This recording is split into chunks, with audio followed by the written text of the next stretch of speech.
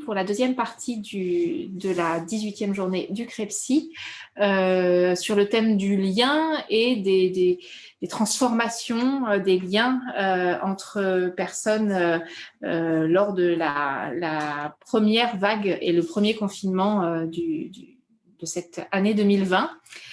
Donc, je vais juste… Donc, le programme de cet après-midi, nous avons 3 interventions de 3 équipes différentes de la région. La première intervention sera celle de l'EPSM de la Sarthe qui va nous parler de sa plateforme téléphonique et de l'initiative qui a été mise en place à l'occasion de la première crise Covid. Ensuite, le CHS, une équipe d'intra-hospitalier du CHS de Daumaison nous parlera de l'expérience de leur unité Covid. Et en deuxième partie d'après-midi, on va vous parler le SAVS de Baugé vous parlera des enjeux de confinement dans l'accompagnement médico-social. On terminera l'après-midi par un retour du travail qui a été fait sur la bibliothèque des livres vivants Voilà, donc juste petite précision, merci à tous de fermer vos micros quand vous n'êtes pas en intervention orale et vous pouvez à tout moment, pendant toutes les interventions, poser des questions sur le chat. Donc vous verrez qu'il y a les petites bulles, là, le chat en bas de votre écran, qui vous permet de poser des questions. Les questions sont récoltées et sont transmises aux intervenants. Où les intervenants peuvent les ouvrir pour y répondre en fin d'intervention. Voilà, je vais laisser la parole à l'équipe de l'EPSM de la Sarthe pour la plateforme téléphonique. Marie Perrin, cadre de santé. J'étais responsable de l'encadrement au début de la plateforme. Donc, Geneviève Denoil, faisant fonction cadre supérieur de santé sur la filière urgence et gestion de la crise et qui est la nouvelle responsable de la plateforme. Donc, au travers de ce titre, le téléphone, un lien innovant pendant la crise, nous allons donc vous présenter la plateforme de crise, un dispositif qui a été mis en place au sein de l'EPSM au début de la crise sanitaire. Le téléphone, cet outil qui a permis de maintenir le lien thérapeutique avec les patients, notamment sur la plateforme de crise, mais également sur les centres médico-psychologiques, les centres de jour et les hôpitaux de jour. Cette plateforme a été activée le 14 avril et avait pour objectif donc, de maintenir le lien thérapeutique avec les usagers, d'harmoniser les pratiques d'accès aux soins et à l'urgence, et là Marie vous expliquera tout à l'heure pourquoi, fluidifier les parcours des patients en les orientant rapidement dans les dispositifs des pôles des psychiatries générales.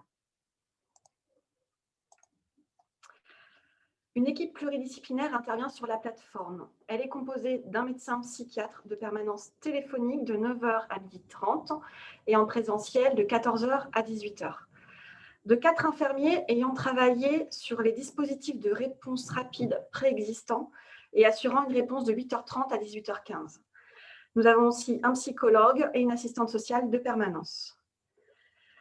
Nos bureaux sont équipés notamment d'un ordinateur permettant d'organiser les téléconsultations avec des structures du territoire afin de réaliser une évaluation et de proposer une conduite à tenir sur avis d'un médecin psychiatre au regard de la situation clinique du patient.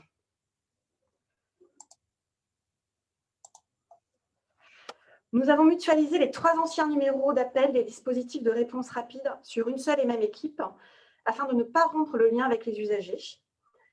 Tout appel sur ces 3 numéros sera redirigé vers la plateforme. En fonction de la demande, soit une évaluation est réalisée par un infirmier et une orientation est proposée et validée par le psychiatre. Si la demande d'hospitalisation est déjà validée par un psychiatre, elle est orientée vers le cadre du service concerné.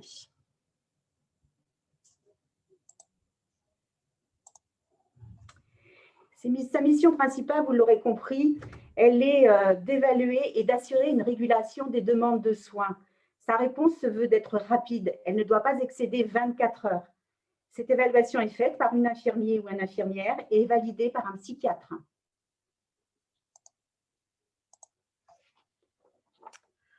La cellule peut être saisie par l'usager, la famille, son entourage, le médecin de ville, les structures sociales et médico-sociales, les centres hospitaliers. Les appels sont pris en charge par un infirmier qui réalise un entretien, évalue la demande, prend les coordonnées, propose une orientation qu'il fait valider par un psychiatre. Lorsque le patient est connu et repéré dans une structure de soins ambulatoire, l'infirmier peut prendre contact avec le psychiatre référent en fonction de l'évaluation de la demande. En fonction de l'évaluation et de l'orientation proposée, le psychiatre met en place les actions les plus adaptées à la situation au regard de l'offre de soins de chaque pôle de psychiatrie adulte. Rendez-vous centre médico-psychologique, prise en charge en équipe mobile, hospitalisation programmée ou une hospitalisation. Toutes les interventions et décisions sont tracées par le psychiatre et l'infirmier dans le dossier patient informatisé.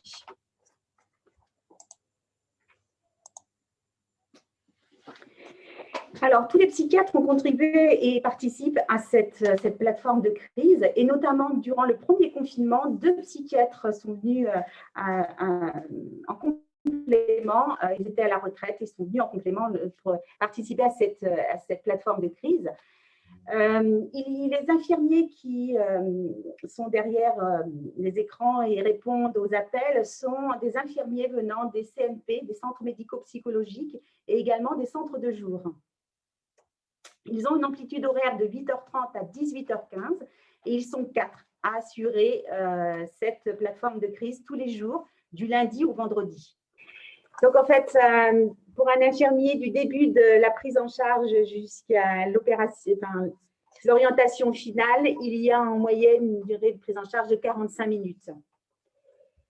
Voilà, donc les infirmiers reçoivent aussi des appels qui sont assez nombreux et qui ne correspondent pas aux missions de la plateforme, mais ils sont réorientés directement pour les personnes concernées.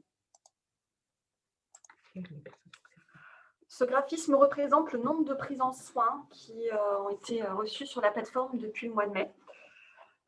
Une prise en soins correspond à un appel qui a amené à une évaluation infirmière et une orientation validée par un psychiatre. Les infirmiers reçoivent en moyenne une douzaine d'appels par jour correspondant à cette mission.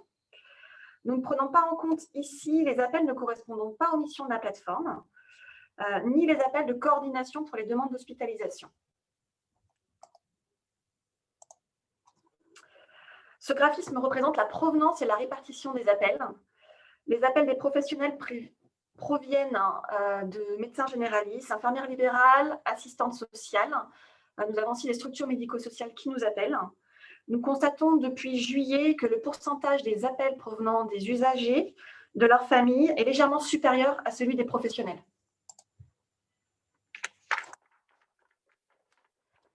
Au vu de cette expérience, ce dispositif a été inscrit dans le projet d'établissement. Malgré tout, il y a un réajustement est nécessaire et des axes d'amélioration vont pouvoir être dégagés en faisant un bilan des 9 mois de fonctionnement avec les psychiatres et les soignants. Et notamment aussi, on va recueillir la satisfaction des usagers, des familles et des partenaires par l'intermédiaire d'un questionnaire qui n'est pas encore réalisé, mais qui va être quelque chose qu'on va mettre en projet, qu'on va réaliser.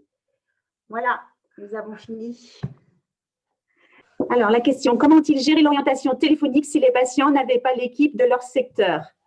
En fait, les infirmiers, chaque infirmier en fait provient d'un secteur de psychiatrie adulte. Donc, il y a forcément un infirmier de chaque secteur présent. Est-ce que cela veut dire que le point d'entrée n'est plus le CMP? Non, le CMP reste toujours le pivot dans la prise en charge en ambulatoire des usagers. La plateforme a permis malgré tout, pour certains usagers, de repérer un autre intervenant.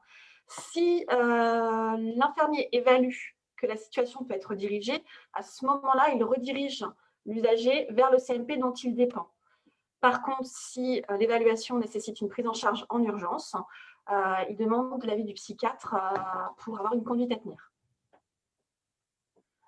Avez-vous des demandes de personnes voulant se faire hospitaliser? Donc oui, Marie vient de répondre à la question. Effectivement, le psychiatre est en présentiel sur la plateforme l'après-midi et nous pouvons donner des rendez-vous à ces patients qui sont en demande d'hospitalisation pour une évaluation psychiatrique l'après-midi.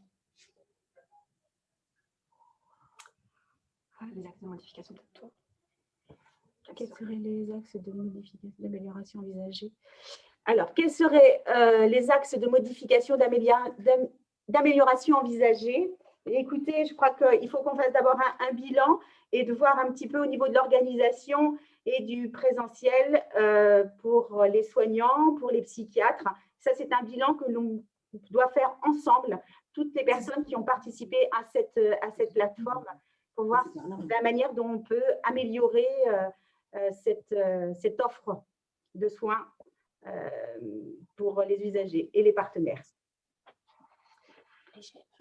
Alors, comment travaillez-vous avec les GEM? Alors, les GEM travaillent avec les CMP aussi. Cependant, comme tout partenaire du territoire de la Sarthe, les GEM peuvent solliciter la plateforme pour une situation qui les questionnerait ou pour lesquelles ils auraient besoin de conseils ou d'une évaluation.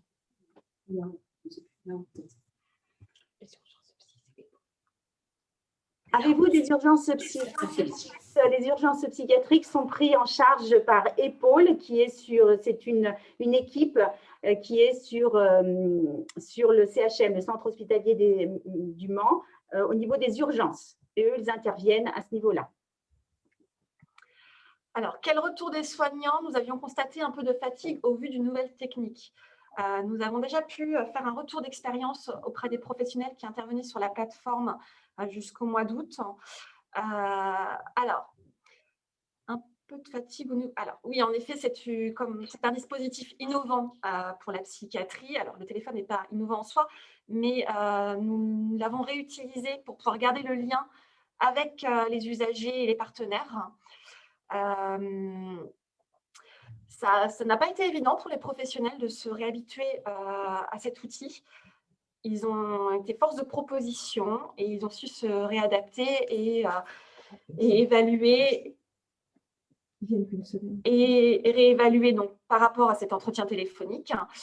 On a des roulements, ce qui fait qu'ils viennent une semaine, parfois un petit peu moins. En tout cas, il y a une continuité. Et non, c'est bon. Bon. Ouais, je pense. Alors, je suis infirmière psy, je travaille avec des jeunes migrants ayant été repérés fragiles psychiquement. Pendant le premier confinement, je suis restée en lien uniquement téléphoniquement, mais j'ai pu constater les limites de cet outil avec des décompensations qui auraient pu être repérées plus facilement lors d'une rencontre physique. Tout à fait, le téléphone a ses limites et c'est pour ça que début juillet a été remis en place des consultations en présentiel pour les infirmiers et les psychiatres l'après-midi.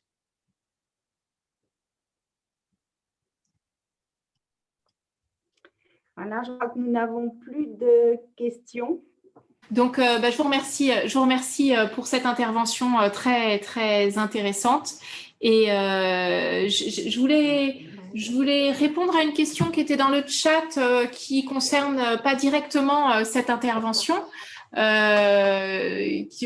fera une discussion générale peut-être à la fin des trois interventions. Juste une réponse, quelqu'un demandait ce qu'est un père aidant et s'il y avait des formations de père aidance. Ce matin, Pauline a répondu à la question de ce qu'était un père aidant.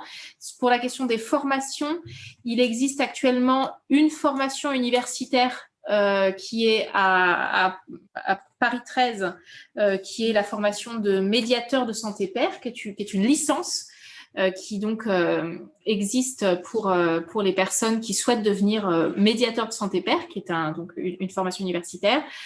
Et il existe également un DU et des formations qui commencent à émerger pour former les pères aidants avec donc des approches qui peuvent être complémentaires. Aujourd'hui, il n'y a pas une unique formation pour être père aidant, mais il y a un DU à Lyon et une formation universitaire. Et puis, dans la région, il y a une proposition de formation par l'association Esther. Oui, voilà, qui a mis en place une formation, mais pour le moment, Pouvoir d'agir, qui a mis en place une formation. Pour le moment, ce ne sont pas ça n'est pas une formation qui a une valence universitaire, mais les choses sont en chemin et avancent avec des formations qui sont toutes assez récentes.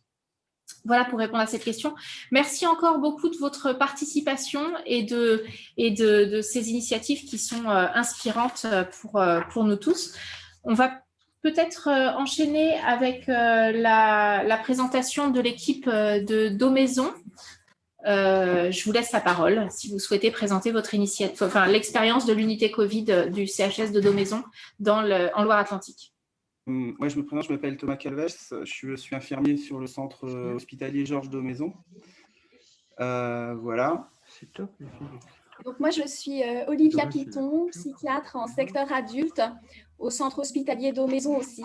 Donc je vais d'abord laisser Thomas intervenir et puis ensuite je reviens. À tout couper. Et après, Je te laisse la place, du coup. j'ai pas entendu, ouais, j'ai pas mis le son assez vite. Alors, je vais vous présenter en fait ce qui a été ce que l'unité Covid qui s'est appelée Mona Lisa. Je vais essayer de faire ça assez rapidement parce que finalement il y a pas mal de choses, mais voilà. Donc en fait, l'unité Mona Lisa, c'est une unité d'hospitalisation intersectorielle au centre hospitalier Georges Domaison, qui est un centre spécialisé en psychiatrie, mais sur Bougnay, dans la banlieue de Nantes. Cette unité a été créée pour pouvoir accueillir 9 personnes maximum, et elle a été active pendant 28 jours, du 24 mars au 20 avril. En tout, elle a accueilli 21 patients. En ce qui concerne les indications d'hospitalisation, c'était, pour faire simple, principalement des accueils de personnes suspectées d'être touchées par la Covid au moment du premier confinement. Les patients étaient hospitalisés avec obligation de rester en chambre et confinement, du coup, entre 5 et 14 jours en fonction de l'évaluation clinique et des tests qui ont été réalisés par la suite. Sur les 21 patients, il y a eu 10 patients suspectés Covid, avec aucun cas confirmé par test, et eux ont été confinés 14 jours, donc. Et il y a eu aussi 11 patients du secteur de psychiatrie G08 auquel l'unité était rattachée, qui ont eu 5 jours de confinement simple. C'était suite à des admissions dans l'établissement, compte tenu du faible taux que présentait l'unité Mona Lisa, le faible taux d'occupation que présentait l'unité Mona Lisa à ce moment-là.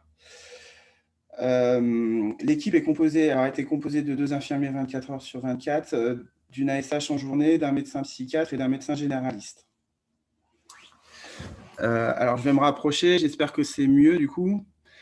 Ce que je pourrais dire sur cette unité, en faisant le lien avec la journée, c'est que on a noté que dans les pratiques, il y a eu une modification d'abord du cadre et du métacadre. Le cadre, c'est ce qu'on peut voir, l'organisation du pôle, les unités d'hospitalisation, les équipes présentes dans ces unités. Et le métacadre étant tout ce qu'on ne voit pas et tout ce qu'on ne peut pas cerner, c'est-à-dire la situation sanitaire du moment, la situation sociétale, l'organisation de l'hôpital, l'organisation du système de soins. Donc tout ça, par le confinement, ça s'est effondré, ça a changé en lien avec la crise sanitaire.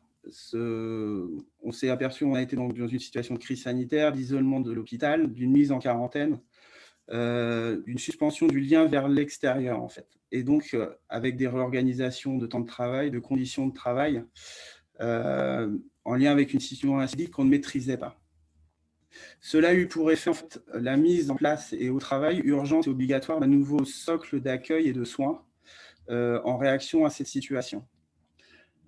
Situation épidémique, de crise, travail avec beaucoup plus de verticalité au sein de l'établissement de soins et entre les différents acteurs de cet établissement aussi, ça a été important.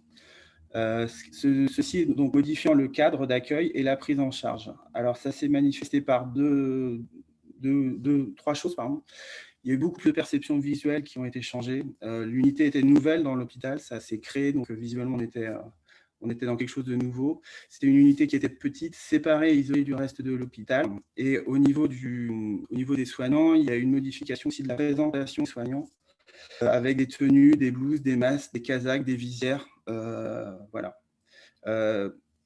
L'effet que ça a entraîné, ça a été ce qu'on pourrait définir comme la non-différenciation du personnel soignant. Et ça, c'est quelque chose qui est nouveau en psychiatrie. C'est-à-dire qu'on n'était pas représenté comme, vous voyez, je suis par exemple avec les lunettes, la barbe et tout ça. Non, tout le monde était avec la même présentation. je dirais que ça a eu un avantage, c'est que ça favorisait la disponibilité d'une rencontre. Pour faire écho à ce qui a été évoqué ce matin, il y a eu l'idée de lâcher les étiquettes et on était dans une forme de développement de la communication non violente de Rogers. Après, il y a eu l'accueil et l'hospitalisation en chambre et l'individualisation géographique du soin, donc dans la chambre, par le confinement, ce qui a permis de recentrer aussi la personne hospitalisée dans son écoute, dans sa demande. Voilà, aller la voir dans la chambre, voir comment elle va, quels sont ses besoins, sa demande pour supporter le confinement aussi. L'autre chose aussi, c'est que l'acceptation commune du métacadre sanitaire et sociétal a favorisé ce qu'on appelle l'affiliation par le vécu commun, c'est-à-dire que tout le monde était dans le même lieu, dans une même situation de confinement et de risque sanitaire. Ça fait aussi à nouveau un petit peu écho à ce qui a été évoqué ce matin. L'autre point important qui a été perçu, enfin, et vu dans cette unité, c'est la perception du temps. La perception du temps qui a été différente, modifiée, mais commune et entraînant un sentiment d'appartenance groupale, patient et soigné. Chacun ayant dû s'adapter au temps de confinement, mais aussi aux possibilités qu'il laissait. Parce que justement, il fut en effet possible de prendre du temps avec chacun en chambre, et surtout aussi de multiplier les échanges via les différents soins à réaliser. Le temps d'hospitalisation et les roulements de personnel ont fait que la notion de référence telle qu'elle a été pensée longtemps en psychiatrie ne s'est pas appliquée avec une ou plusieurs personnes référentes. Ça ne s'est pas mis en place, ça s'est mis en place d'une autre façon. On a pu noter aussi que dans cette unité, compte tenu de la situation de crise sanitaire qu'il y avait, il y a eu un apport des soins généraux en psychiatrie comme pacificateurs. Alors, je m'explique, c'est les soins de surveillance, de dépistage, mais aussi les soins d'hygiène, les protocoles d'isolement, antiseptiques, les mesures de fonctionnement, ainsi que le portage des repas aussi, par exemple, en chambre de soins, en plus des soins habituels qui se faisaient en psychiatrie, ont permis de multiplier les temps de rencontre et de faciliter l'échange, donc ainsi la découverte, la rencontre, le soutien, l'apaisement psychique, notamment par une plus forte réactivité. On avait fait le choix, il avait été fait que dans chaque chambre, en fait, chaque personne avait une sonnette à disposition, un peu comme dans les soins généraux. Ce qui a permis, quand la personne appelait, on réagissait, on avançait, on était plus vite réactif. Voilà. Alors, au final, une seule personne a mal vécu ces mesures qui étaient restrictives. Pour plusieurs patients, il fut par contre possible de nouer une relation de confiance concourant à une amélioration de leur état psychique. Malgré la situation exceptionnelle, les soins se sont poursuivis. La personne a été en souffrance hospitalisée, a été replacée au centre de ces problématiques, de son vécu, par un effacement du fonctionnement institutionnel habituel, je dirais, et la mise en place d'un soin individualisé presque exclusif. Il n'y avait pas d'espace commun, il n'y avait pas d'activité commune, comme ça pouvait être en place avant le premier confinement, mais un soin avec une personne dans un lieu restreint qui est la chambre.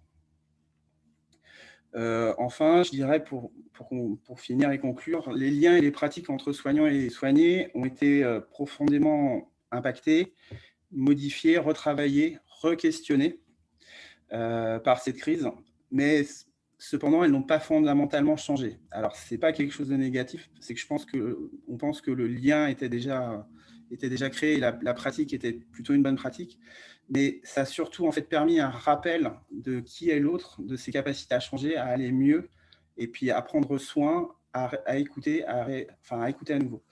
Elles ont donc rappelé à quel point la rencontre et l'humain sont au centre du soin en psychiatrie pour aller mieux et pour aller bien.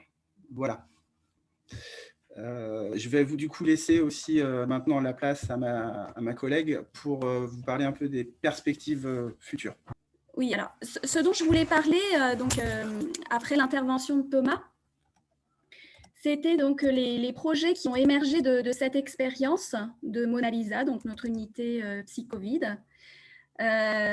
puisque ça faisait déjà un moment qu'on avait envisagé l'idée d'une organisation architecturale un petit peu différente du pavillon, mais sans pouvoir vraiment la mettre en œuvre, faute de moyens.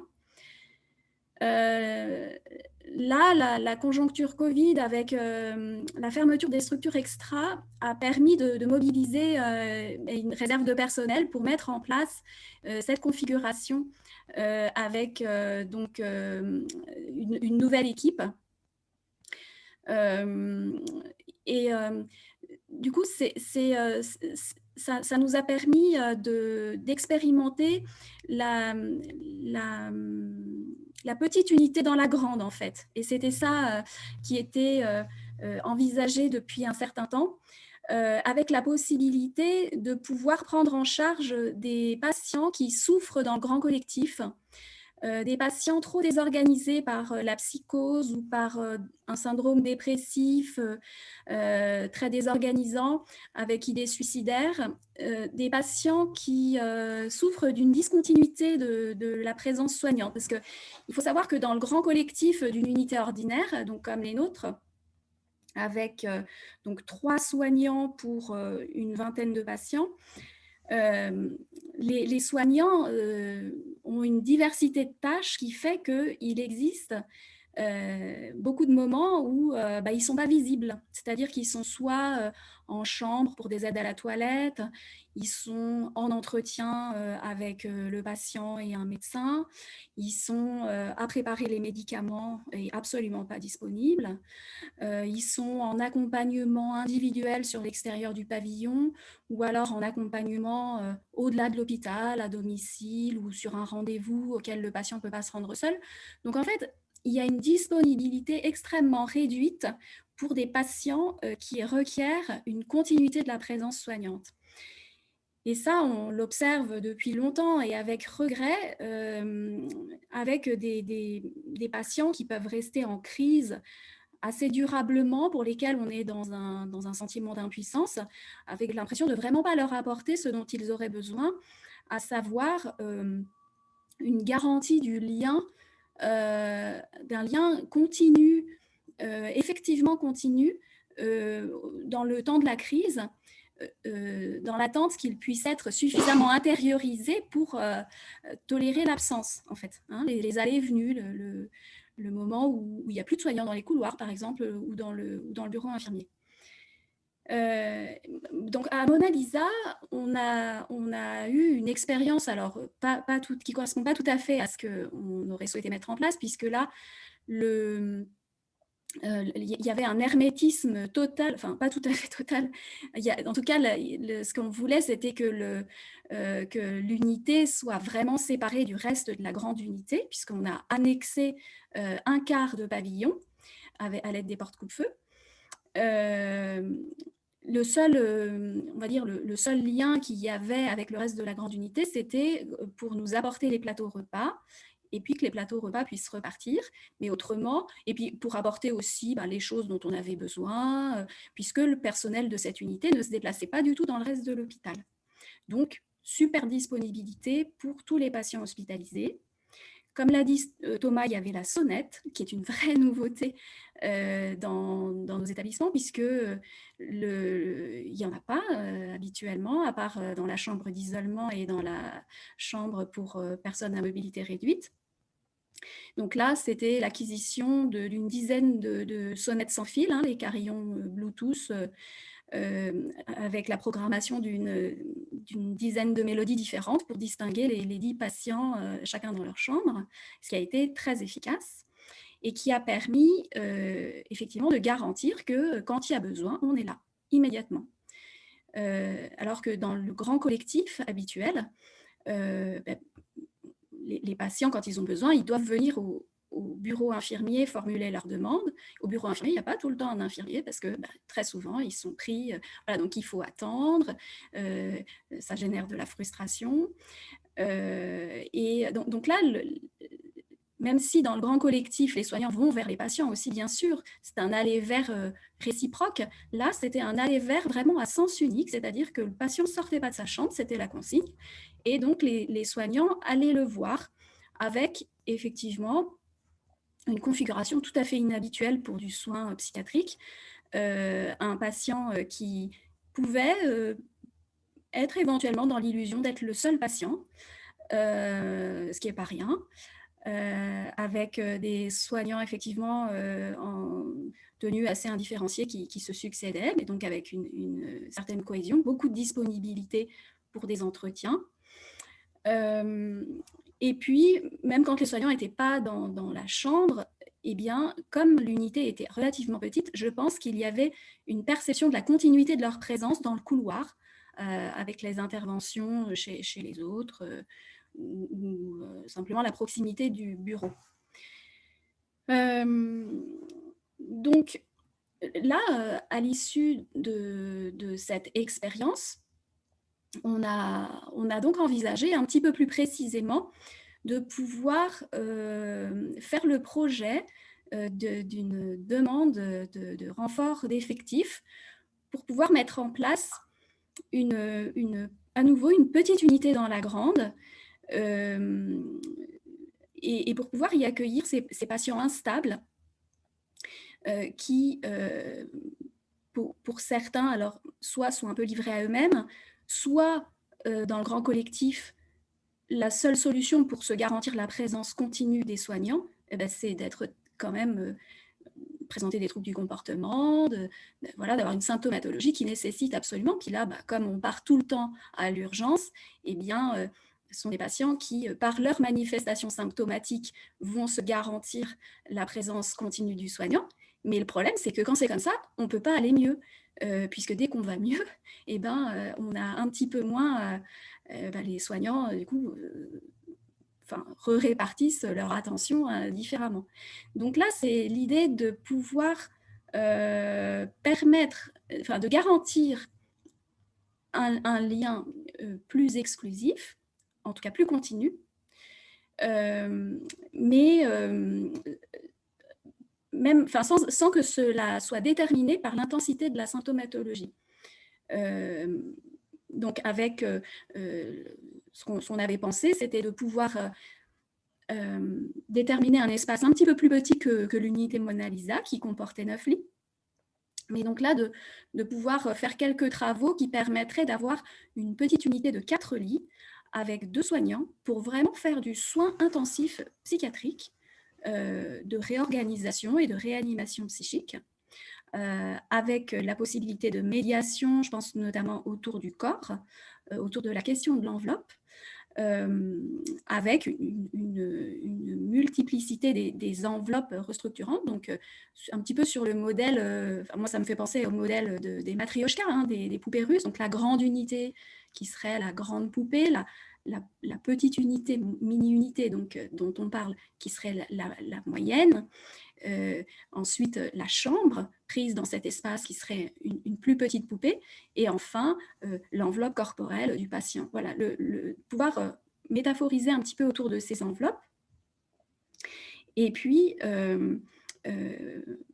garantir, comme je le disais, la continuité de la présence soignante dans ce petit espace, même pour un patient qui s'apaise, qui va mieux, et qui peut se réassocier au travers de médiation corporelle, par exemple, de petites activités, d'un rythme peut-être un petit peu plus identifié sur la journée. Donc, pour ce faire, on a imaginé donc, des travaux de cloisonnement un petit peu différents, et également de permettre l'accès à un petit patio qui, pour le moment, est identifié comme un patio contemplatif dans lequel les patients ne vont pas librement, mais un petit patio qui pourrait être le petit jardin de cette petite unité au sein de la grande. Donc finalement, l'architecture n'est pas trop mal pour penser à un projet comme celui-là. La nuance quand même avec l'unité Mona Lisa, Covid, c'est quand même l'existence d'un petit collectif, tout petit collectif de ces patients avec les 2 soignants, avec la possibilité ensuite d'avoir des temps de pause un petit peu relationnelle en chambre, pas être tout le temps exposé quand même à la stimulation du groupe. À Mona Lisa, on n'avait absolument pas de collectif. Ce n'était pas envisageable puisqu'on n'avait pas de test à ce moment-là. et qu'on avait des suspicions de Covid, donc des gens qui l'avaient, des gens qui ne l'avaient pas. Donc, on ne pouvait absolument pas envisager de les mettre ensemble. Là, si on avait dû rouvrir Mona Lisa une deuxième fois, ça aurait été différent parce qu'on a des tests. Donc, on aurait admis à Mona Lisa, sur cette seconde vague, que des patients positifs. Donc, on aurait pu expérimenter un tout petit collectif, comme ça aurait été intéressant. Et puis, juste pour terminer,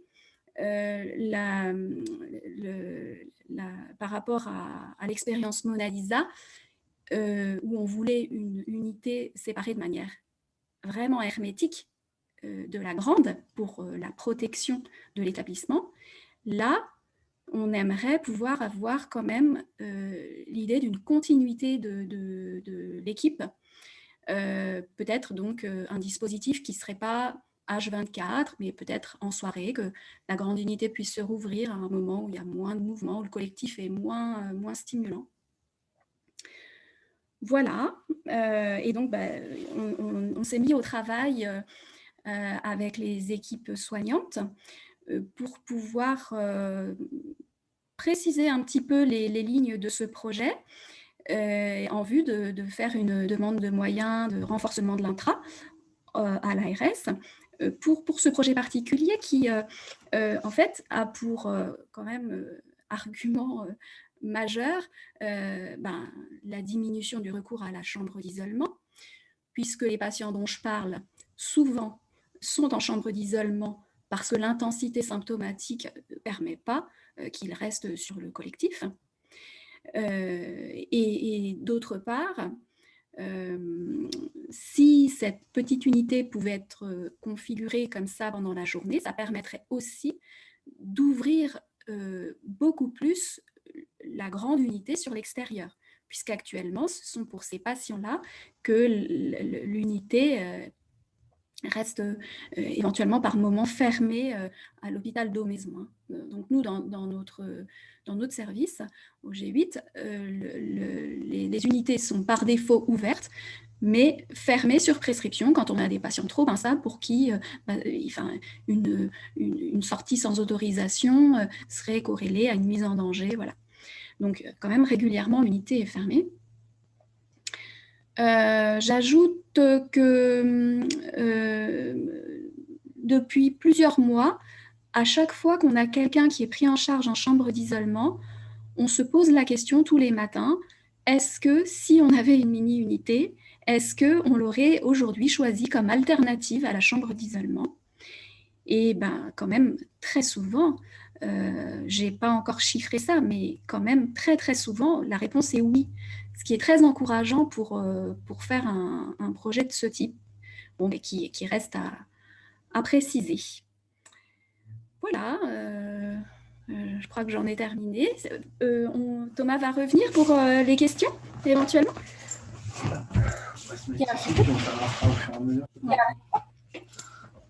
Merci beaucoup de cette intervention qui complète bien effectivement les interventions de la matinée. Il y a deux questions du chat d'abord, et puis j'aurai aussi une ou deux remarques à faire. Donc la première question était celle de est-ce que vous avez revu des patients qui ont bénéficié de cette mini-unité lors du premier confinement, et est-ce que vous avez pu recueillir leurs témoignages et leur retour par rapport à cette expérience-là, si c'est des gens qui avaient bénéficié d'autres hospitalisations à d'autres moments ou pas. Voilà, donc ça c'est la première question. Je vous laisse peut-être répondre, je ne vais pas toutes les faire. Je ne sais pas, est-ce que vous avez revu des gens? Alors, une partie... oui, on a eu des retours des personnes qui ont été hospitalisées. Alors, il faut savoir qu'il y a eu plusieurs, entre guillemets, j'aime pas trop le terme, mais plusieurs types de personnes qui ont été hospitalisées.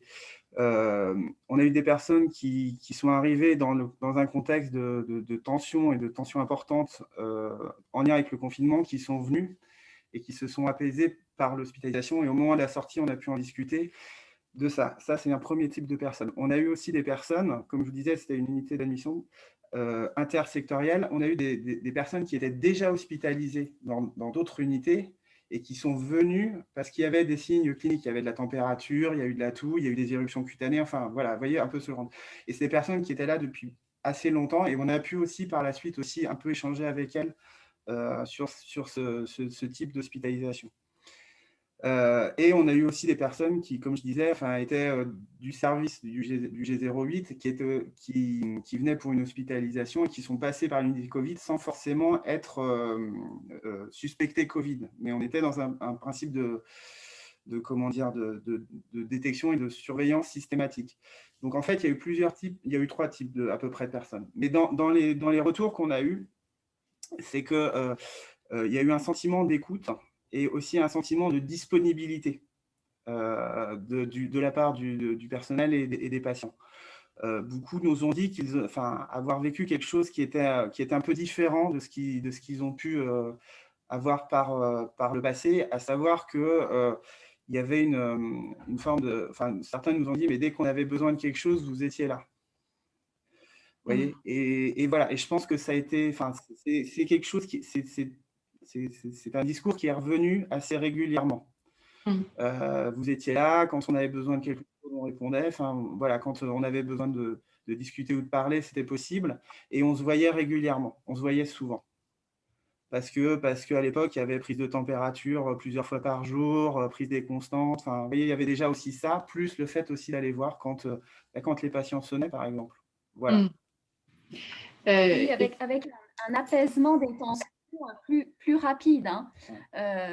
Chez des patients, par exemple des patients maniaques, j'en ai 2 en tête, dont on se disait que ça allait être vraiment compliqué. Eh bien, eux aussi d'ailleurs. et en fait, par le fait d'être en chambre, mais d'avoir des passages comme ça, vraiment très réguliers, fréquents, et la réponse aux demandes, justement, sans trop de délai.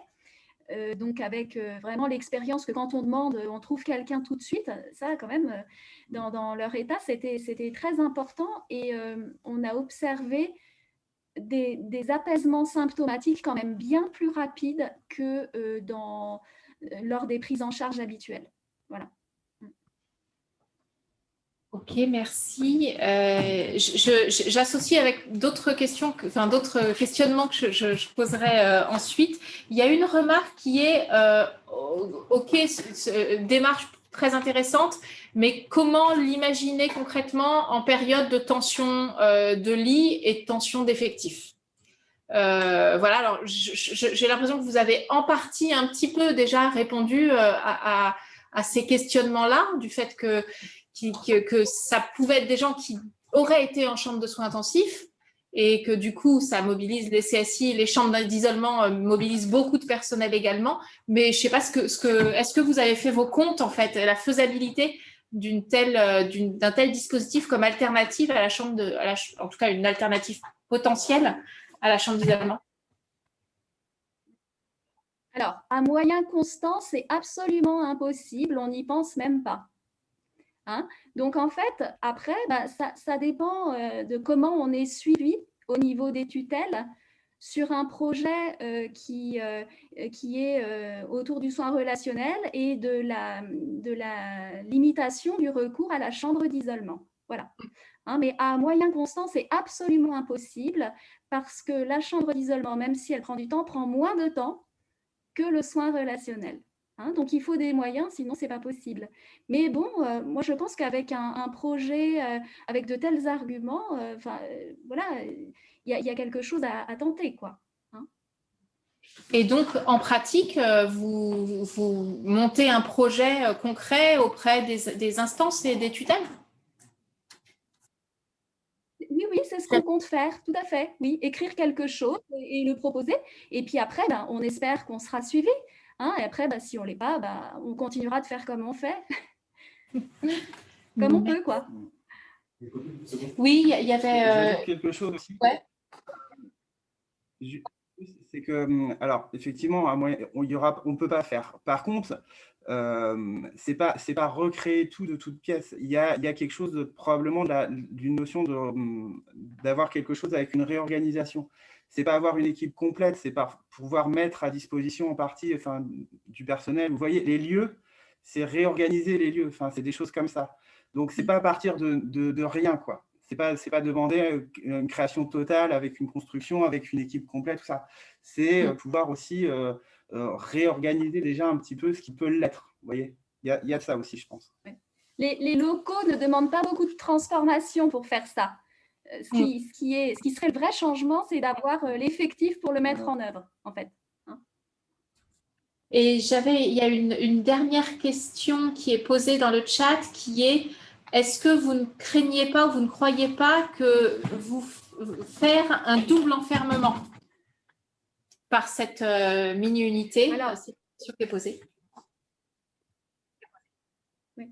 Ben, effectivement, ça serait une unité fermée, mais une unité fermée, si vous voulez, dans un travail quand même de restauration de la contenance et de l'enveloppe. Et la différence avec quand même la prise en charge actuelle trop répandue en chambre d'isolement, c'est que le patient serait avec son soignant, quoi. Et donc ça change tout, parce que actuellement, l'enfermement, il s'accompagne d'une solitude extrême. Là, ce qu'on propose, c'est effectivement de redéfinir. Vous avez raison, c'est aussi quelque chose de l'ordre de l'enfermement, puisque ces portes, ce sont les soignants qui en ont la clé, les portes de la mini-unité dont je parle. Mais la différence, c'est qu'on y organise du vrai soin relationnel, et c'est ce soin-là qui a des effets. Parce qu'en chambre d'isolement, la surveillance n'est pas relationnelle. La surveillance, elle est organisationnelle, mais elle ne soigne pas. Elle n'est pas faite de lien. La preuve, c'est qu'on peut surveiller avec des caméras, ce qui n'est pas notre cas, mais il y a des établissements où c'est le cas.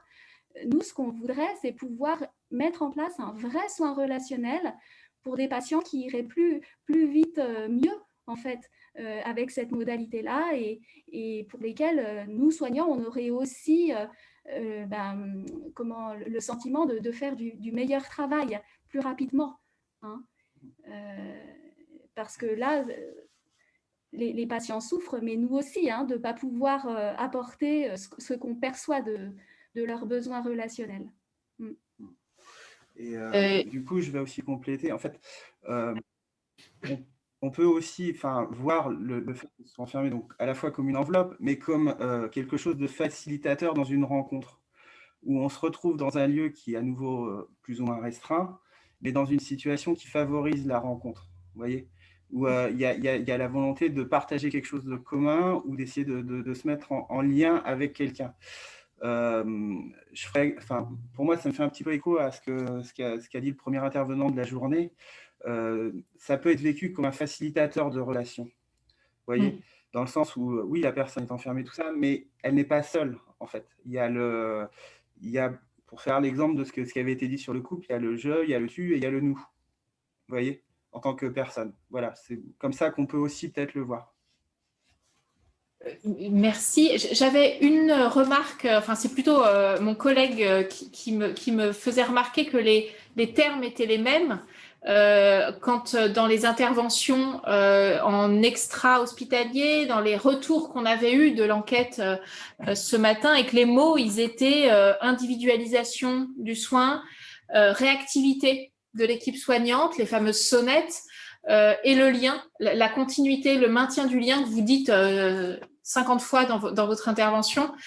Donc, je voulais souligner finalement cette remarque que, au total, cette situation de confinement, que les gens soient à leur domicile pour les soins ambulatoires ou que les gens soient confinés au sein de leur chambre d'hôpital, au total, les mêmes enjeux et les mêmes déterminants dans les modifications du lien ont été mis en jeu. En tout cas, je le soulignais. Et j'ai une autre remarque qui me questionnait, de me dire, mais en fait, votre unité, elle ressemble à une unité de soins somatiques, là. Il y a une sonnette, ils sont dans leur chambre, ils ne bougent pas, et on arrive avec des casaques et des masques. Et au total, finalement, cette mini-unité, elle se retrouve, chacun est dans sa chambre, avec du soin le médecin va voir la personne dans son lit avec sa télé peut-être, ou je sais pas, ou une tablette ou quelque chose.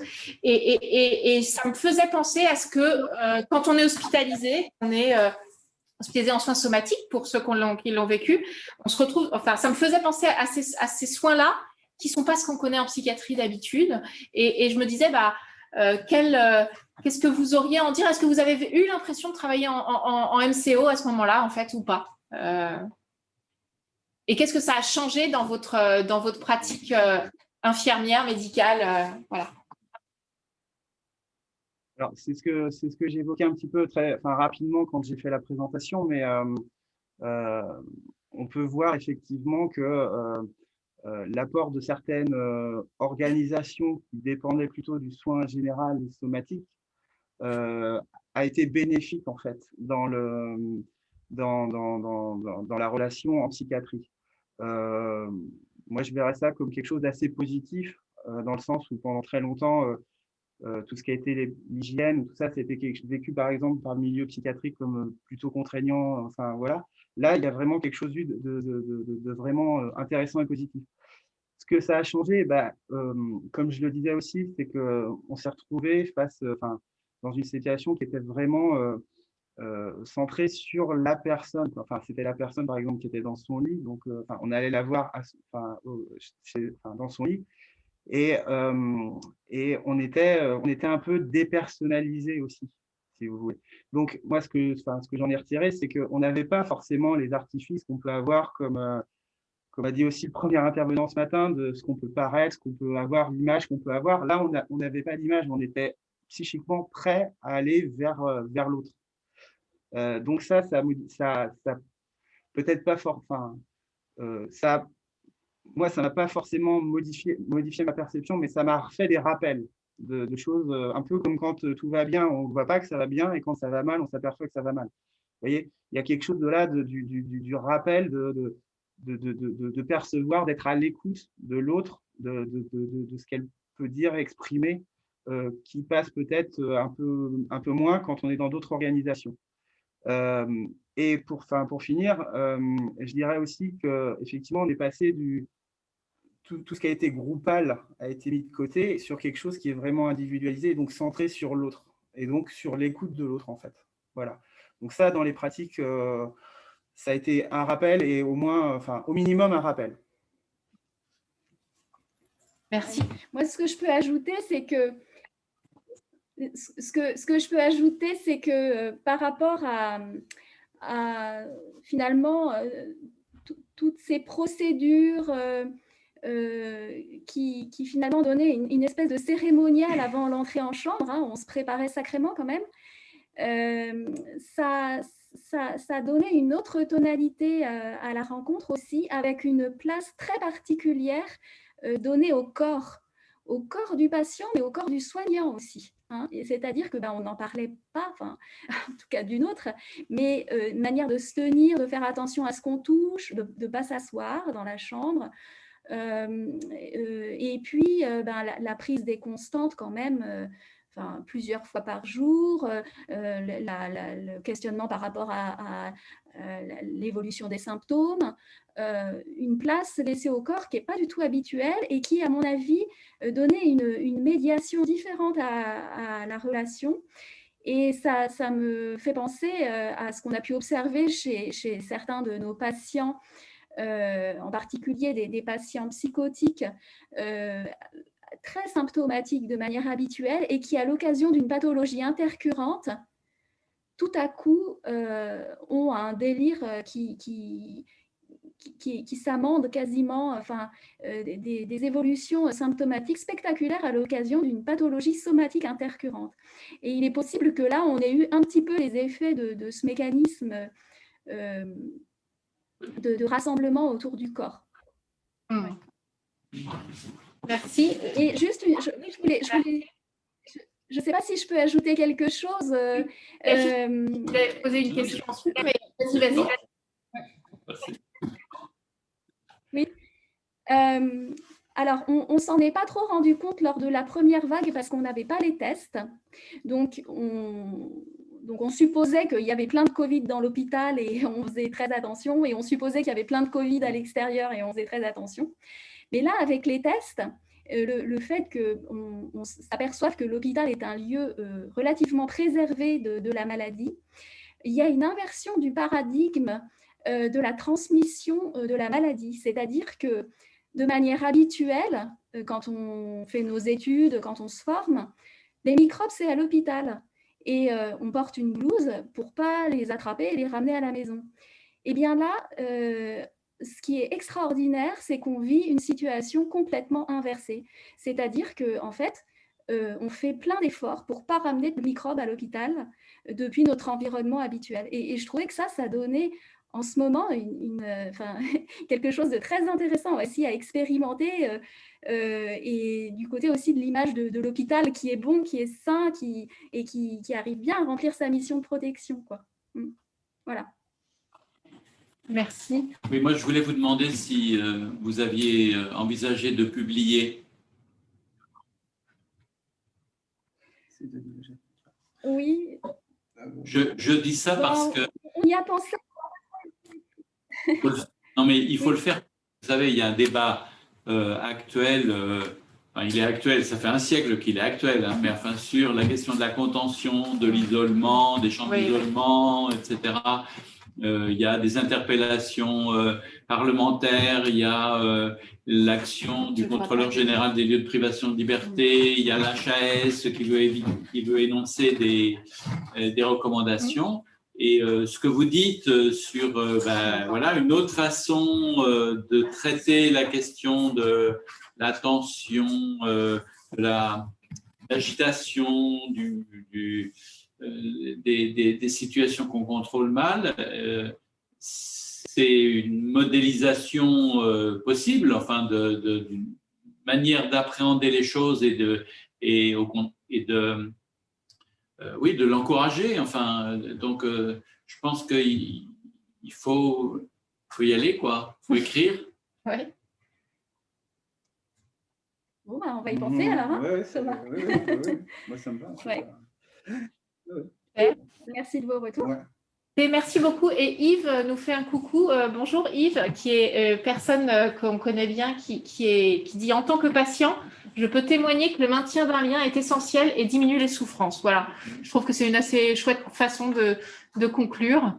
Voilà, donc je vous remercie beaucoup de ce témoignage et de cet apport qui est très nourrissant et qui ouvre plein de perspectives intéressantes. Donc, oui, n'hésitez pas à nous solliciter pour les publications. Le CREPSI peut être conseil éventuellement, si vous voulez. En tout cas, ce serait vraiment chouette de pouvoir en faire quelque chose parce que au-delà de la mise en place concrète, ça peut être à faire connaître, en fait, de manière un peu plus large. Merci beaucoup. Merci beaucoup. Merci bien. Donc, la suite, j'ai une mission, c'est d'envoyer une vidéo, me semble-t-il.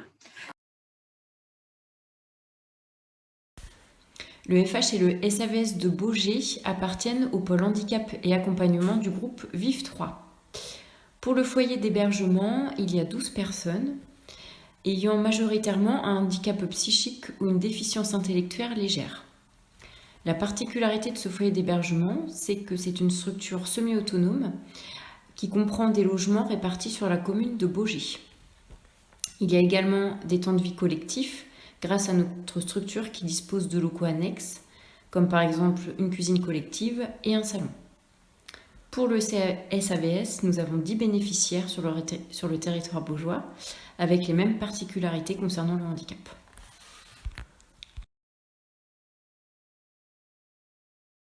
Moi, ça m'a beaucoup déçu parce que je me sens plus tout seul. J'ai eu un coup les nerfs lâchés. J'ai une copine, j'étais dehors un coup et je ne savais plus quoi faire. J'ai une copine qui avait passé, qui allait se promener, qui m'a dit « Ah, mon petit Marcel, si je pouvais, je crois que je rendais mes bras si je pouvais. » Et voilà, j'allais me pleurer, beaucoup même. Et c'est là qu'on m'a dit, j'aurais dû venir au foyer, voir la référente qui aura pu en parler. Voilà, et après, bon, après j'ai eu des réunions avec, j'ai eu des rendez-vous avec Laurence, la psychologue, j'en ai parlé avec elle. J'en ai parlé aussi avec les infirmiers qui venaient tous les soirs. Voilà. Et avec d'autres personnes aussi, je voyais aussi. Voilà, et puis après, bon, le confinement s'est arrêté un peu. Dès le début du confinement, il a été proposé aux usagers soit de rentrer dans leur famille pour ceux qui le pouvaient ou qui le souhaitaient, soit de rester ici, mais à partir du moment où ils faisaient ce choix, ils devaient le respecter jusqu'à la fin du confinement.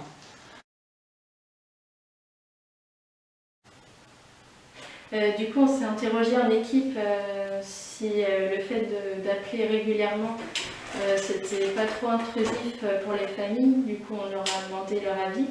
Et il y a des familles qui ont souhaité maintenir le rythme de 2 fois semaine, qui ont trouvé ça très positif, et d'autres qui, au contraire, étaient plus dans la demande de réduire ces entretiens. Donc on s'est adapté à chaque famille en proposant des entretiens, par exemple, 1 fois semaine ou 1 fois tous les 10 jours.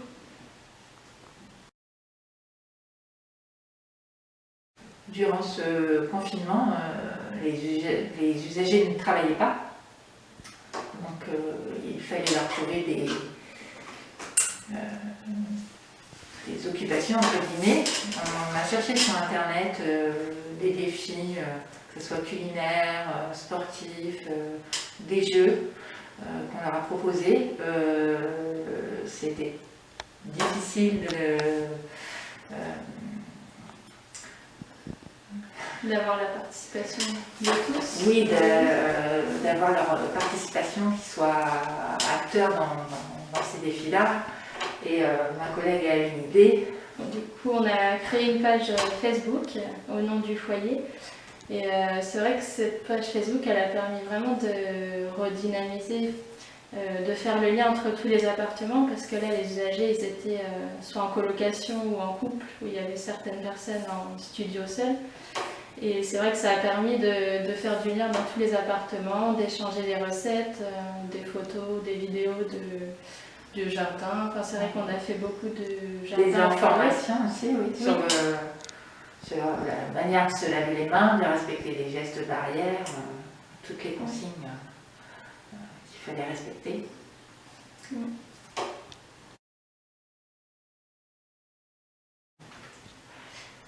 Donc, concernant l'organisation type d'une journée au foyer, donc les usagers avaient la possibilité de venir en entretien sur site et également de participer à des activités tout en respectant les gestes barrières. Après, au niveau du passage aux appartements, on passait sur les temps de repas, midi et soir. Oui, on était disponible téléphoniquement toute la journée. On a modifié nos horaires pour être présents puisqu'ils ne travaillaient pas.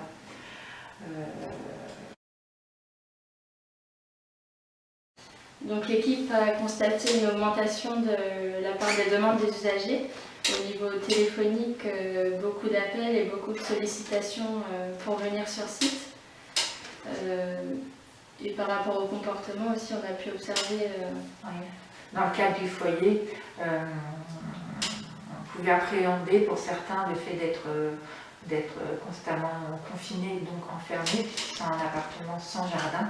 Le seul jardin disponible, il est au sein du foyer, de la permanence. Et puis finalement, on s'est rendu compte qu'on avait des a priori, parce que on a des exemples où des personnes, on les a trouvées reposées. Ça leur avait fait du bien, un peu comme des vacances. Et d'autres personnes qui avaient l'air de bien vivre, qui étaient confinées et justement où il n'existait plus le lien si nous on n'était pas dans la demande, il semblait vivre sereinement. Et puis d'autres personnes aussi qui avaient un besoin constant de venir nous voir. Donc les entretiens étaient limités à 1 heure par jour au sein de la permanence sur rendez-vous, mais on avait quelques-uns qui aimaient bien venir et puis dépasser un petit peu l'heure et pourquoi pas revenir une deuxième fois. Donc on sentait qu'il y avait besoin de la présence éducative. Après au niveau SAVS, il faut observer d'autres choses. Oui, au niveau du SAVS, c'est vrai que des personnes très autonomes qui habituellement nous sollicitent très peu, là on a vu que le confinement a totalement changé leurs repères. Une personne qui, par exemple, habituellement rangeait très bien son logement, tenait très bien son logement et puis avait un bon rythme de vie. Là c'est vrai qu'on a vu les conséquences au niveau du rythme et puis de la désorganisation du quotidien avec la suppression des interventions à domicile. Et du coup, nous, on limitait nos visites à domicile selon les besoins de chaque personne. Donc au début, on a totalement supprimé les visites à domicile et ensuite on a remis une par mois. Premier confinement, j'ai vécu ça comme des vacances. Je me suis ennuyé la dernière semaine parce que j'avais fait tout ce que j'avais prévu, niveau ménage, niveau vaisselle et compagnie. Et la dernière semaine a été difficile, sinon ça a été, je l'ai vécu relativement bien. J'ai pris le temps de recharger les batteries, exemple faire la sieste. J'ai gardé des liens téléphoniques avec les personnes que je connais autres que le foyer. Donc comment est-ce que tu as pu garder du lien avec les éducateurs? Comment ça s'est articulé? Par téléphone, parce que j'appelais régulièrement tous les jours, de façon à garder du lien. Et puis prendre mon café et discuter ici, c'était régulier aussi. Donc ça m'a permis de ne pas broyer de noir. Et puis garder le côté positif à l'esprit. Donc ça c'est très bien parce que j'ai roulé ma bosse sans difficulté majeure. Donc voilà, ça s'est fait tranquillement. Les éducateurs ont rempli leur rôle, j'ai rempli le mien. Donc ça s'est fait gentiment. Ce qui était bien aussi, c'est que c'était cadré dans le temps. Donc ça m'a aussi aidé à ne pas passer des heures ici non plus, parce qu'il y en avait d'autres que moi, pas tout seul. Ça ne me permet pas d'oublier un cadre horaire. En disant, il y en a d'autres que moi, je suis tout seul. Donc voilà, c'est comme ça que j'ai nourri le lien avec les éducateurs.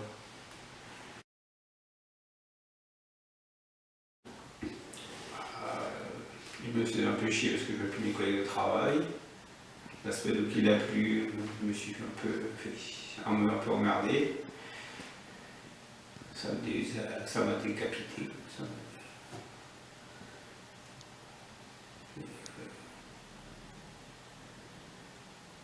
C'est tout. Voilà, je joue à la télé, je joue à la console. Je vais regarder sur Facebook, sur mon ordinateur.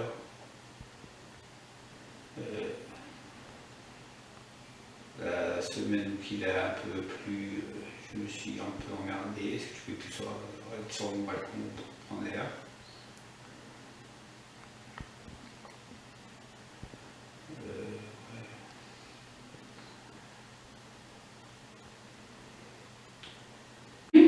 On a entretenu le jardin. Ouais. On a pris des cafés, ouais, c'est... Ouais, et puis... voilà. Ouais. Je crois que c'est tout. Ouais. Ah, puis on a fait Pâques aussi. Ah oui, On a fait café. Ouais, surtout en pleine chaleur. Oui, par contre, c'est joli. Moi, je me suis sentie un petit peu ennuyée, aussi beaucoup ennuyée, on va dire. Et quand on a été retrouver les chevaux après, c'était super.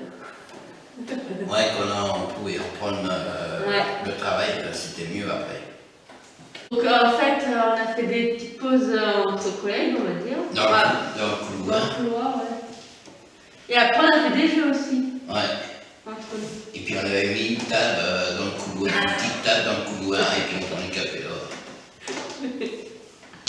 Ah si, ce que j'ai bien aussi aimé, c'était les repas quand on s'est retrouvés tous dans le jardin. Ah oui.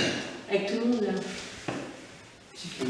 Quand c'était le confinement. C'était même des apéros dînatoires. Ah oui.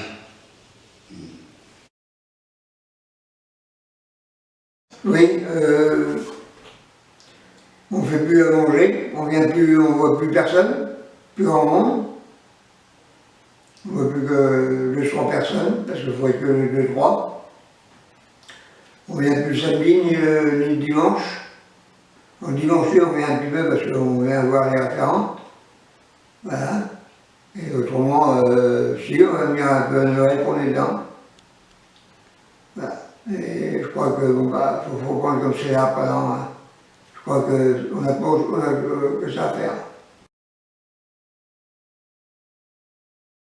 En conclusion, cette crise sanitaire a changé les pratiques en accélérant la désinstitutionnalisation et en accentuant les accompagnements majoritairement au domicile et vers l'extérieur, valorisant l'inclusion sociale des résidents. L'ensemble des usagers n'ont pas forcément développé de troubles psychiques particuliers. Au contraire, bien que la valeur travail soit importante, ils ont su saisir cette parenthèse pour se reposer et prendre du recul sur leur rythme de vie. Eh bien, merci beaucoup. Je vais laisser la parole à l'équipe du SAVS qui souhaitait intervenir à la suite de ce chouette film. Donc, je vous laisse vous exprimer si vous le souhaitez. Bonjour à tous, je ne sais pas si vous avez des questions particulières.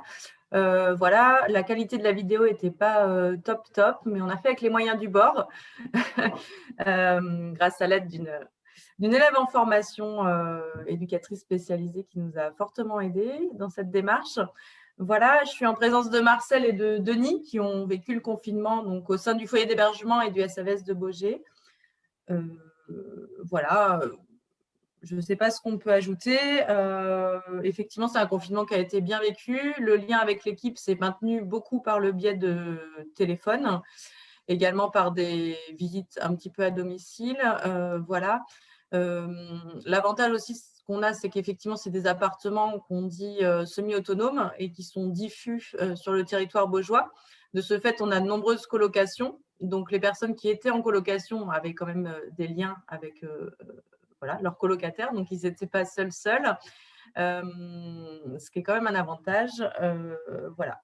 Aujourd'hui, on a maintenu, c'est-à-dire que cette réorganisation qui a eu lieu pendant le confinement, on l'a perdurée avec un petit peu plus de souplesse quand même sur les temps collectifs. Mais en tout cas, aujourd'hui, on continue dans cette visée qui répond aussi aux politiques sociales actuelles, c'est-à-dire de sortir de plus en plus des institutions et d'aller dans l'inclusion. Donc, on a souhaité maintenir ce rythme, que l'investissement dans leur logement que les usagers ont vécu pendant le confinement, qu'ils le perdurent, qu'on les accompagne de façon plus individualisée pour s'approprier vraiment leur lieu de vie, leur rythme de vie, leur vie dans la cité, leur vie de citoyen tout court. Voilà. Et ça fonctionne pas mal. Voilà. Bien, merci beaucoup pour ce témoignage. J'ai beaucoup aimé la synthèse qui est faite à la toute fin, là, où je me dis, waouh, ça synthétise beaucoup, enfin, ça rejoint beaucoup d'observations qui ont pu être faites tout au long de la journée, que ce soit dans les différents retours d'expérience. Vous dites en particulier, finalement, que sortir de l'institution, la question de la désinstitutionnalisation, comme si le confinement avait été un outil un peu qui avait favorisé, qui avait accéléré cet investissement de l'espace à soi. Et j'associais avec finalement cette transformation de quelque chose de subi en quelque chose qui qui s'ancre en fait dans un projet à partir du moment où ça a été accompagné. Et aussi, vous dites la question du maintien du lien, en fait, comme étant là encore une nouvelle fois un outil qui a permis aux personnes, peut-être, en tout cas, c'est une hypothèse, qui a permis aux personnes de pouvoir faire ce qu'ils avaient à faire dans leur logement et ce qui était quand même votre intention, quoi. Donc voilà, moi c'était ce que j'avais à souligner. Il n'y a pas de questions sur le chat. Il y a des commentaires positifs. Très belle présentation, très touchant. Merci. Mais il n'y a pas forcément de questions. Je ne sais pas si Denis, tu avais des questionnements. Une remarque, c'est que le SAVS de Baugé a plus de 30 ans maintenant, il me semble. Hein. Il a dû être ouvert dans les années 90 avec d'abord un foyer rue Zamenhof, c'est ça? On a des locaux administratifs et collectifs, effectivement, rue Zamenhof, et puis des appartements. Oui, mais au début, il me semble qu'il y a eu un foyer au début, et puis ensuite, il y a eu ces appartements éclatés dans la cité de Baugé. Il me semble, hein, enfin, peut-être, corrigez-moi aussi. Les appartements ont toujours été éclatés sur le territoire. Oui. Il n'y a pas de. Le site rue Zamenhof contient le lieu de vie collectif et puis les locaux administratifs, nos bureaux éducatifs. Voilà. Oui. Il n'y a pas de résidence sur site. D'accord. Et donc, à l'époque, parce que à l'époque, ce type on va dire, de prise en charge médico-sociale avait, on va dire, un encouragement à l'autonomie était très peu répandu. Et c'était… Alors, moi, la question que j'avais envie de vous poser, c'est… alors, je ne sais pas quelle est votre ancienneté dans la structure, mais la question que j'avais envie de vous poser, c'était… est-ce que justement, vous voyez par rapport à 1990 ou 92, je ne sais plus trop, est-ce que vous voyez finalement une évolution des pratiques que vous avez eues et est-ce que ce que vous avez vécu pendant le confinement vient, on va dire, accélérer un peu le mouvement que vous avez conduit? Oui, effectivement. Alors, effectivement, je ne suis pas là depuis 92 parce que j'aurais été très jeune. Ça fait quand même 12 ans. Oui, je sais bien. Ça fait 12 ans que je fais partie du foyer SAVS de Baugé en Anjou. Ça a accéléré effectivement le fait de vraiment limiter les accompagnements collectifs. C'est-à-dire qu'on fournissait, je ne sais pas si c'est le mot, mais en tout cas, les vendredis, samedis soirs et dimanches, on faisait des repas collectifs. On était aussi ouvert d'ailleurs aux personnes du SAVS, ce qui ne fait pas forcément partie des missions d'un SAVS. Voilà, donc on montait à des repas à 10-15, très conviviaux, ça c'est sûr, avec un côté très familial, très agréable, mais qui effectivement, avec du recul aujourd'hui, on se rend compte que ça ne répond pas forcément aux projets personnalisés, notamment d'autonomie des usagers. Et qu'aujourd'hui, ces repas n'ont plus lieu, ou très rarement, mais en petit comité. Et on s'est aperçu que certains résidents du foyer d'hébergement en fait, ne nous sollicitent même plus. C'est-à-dire que quand on leur propose de venir dîner en collectif, ils ne le souhaitent pas parce qu'ils sont effectivement installés chez eux. On encourage les invitations aussi en petit comité, bien sûr, mais des collègues de travail, des connaissances extérieures à leur domicile. Voilà, on limite vraiment les présences au sein du collectif foyer. Voilà, on ne va pas du tout dans ce sens-là. Et ça se passe plutôt bien. Voilà. Il y a une partie des personnes qui étaient les bénéficiaires du foyer qui travaillaient donc à l'ESAT de Saint-Martin-d'Arcé. Il y en a encore une proportion importante et point d'interrogation. Et si oui, est-ce que vous avez vu une différence dans l'impact du confinement entre ceux qui avaient l'habitude de travailler et qui se trouvaient de fait privés de travail et ceux qui n'avaient pas l'habitude de travailler? Alors oui, effectivement, il y a de nombreuses personnes accueillies au foyer d'hébergement qui travaillent en ESAT, enfin l'entièreté d'ailleurs, certains sur Saint-Martin-d'Arcé, et puis on a 2 personnes qui travaillent sur l'ESAT de Vernantes, qui ont leur permis de conduire. Voilà, et ce que je disais en conclusion, c'est qu'effectivement, même si la valeur travail est très très importante, on a pu observer chez certaines personnes, notamment Jérôme et Nicole, le couple qui témoigne à la fin, qui sont des personnes très très investies au centre équestre, voilà, dans leur travail. Alors, ça leur a beaucoup manqué, mais par contre, on a remarqué chez eux un apaisement et une réduction de l'anxiété due au travail, voilà, qui était assez flagrante. C'est la première fois qu'on a observé que Jérôme était autant reposé, que ce soit par ses traits, par son comportement.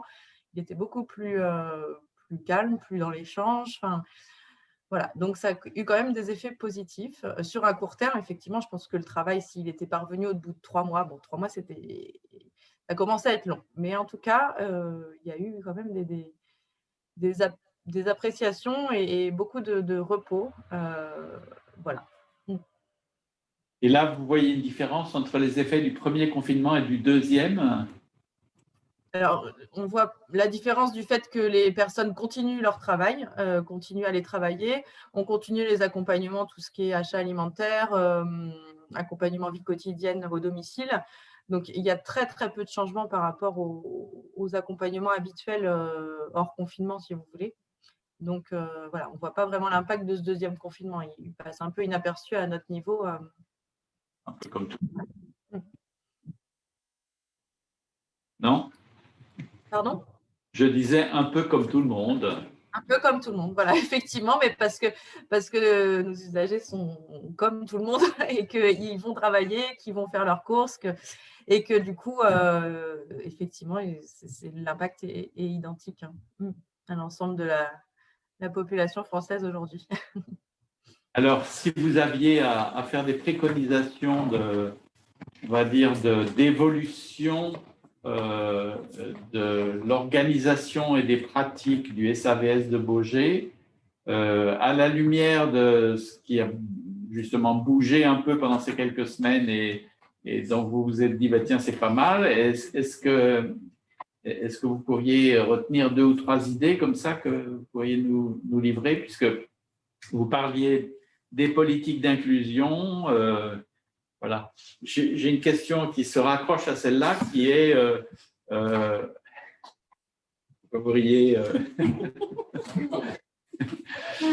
j'ai une question qui se raccroche à celle-là, qui est que à une époque, dans la réflexion autour du devenir du foyer de Baugé, il y a eu une interrogation sur faut-il refaire un habitat collectif, construire, etc. Le projet a été examiné, pesé, sous-pesé, et finalement pour dire non. Est-ce que vous avez une opinion par rapport à ça dans la grande hotte des questions sur qu'est-ce qu'il faudrait préconiser comme évolution? Les préconisations, elles sont de continuer dans le chemin qu'on vient de prendre là et qui est quand même assez ancien, comme vous le citiez, qui s'est accéléré là. Et voilà, de continuer dans ce sens-là, d'aller vraiment vers l'inclusion et l'autonomie et la vie sur le territoire, comme tout à chacun. C'est ce qu'on travaille, ça avance bien. Voilà, et puis les résidents, je pense, sont très, très ravis d'être considérés comme des citoyens lambda sur le Baugeois. Voilà. On a bien fait de rétro-pédaler sur… On a bien fait de rétro-pédaler, effectivement, et puis ça va tout à fait avec les politiques sociales actuelles. Oui. Voilà, et puis avec les ambitions des personnes accueillies qui demandent tout le temps plus d'autonomie. D'accord. Faudra dire ça au maire de Baugé. Il est bien informé. Merci. Merci à vous, au revoir. Merci beaucoup. Merci de nous avoir accueillis. Non, au contraire.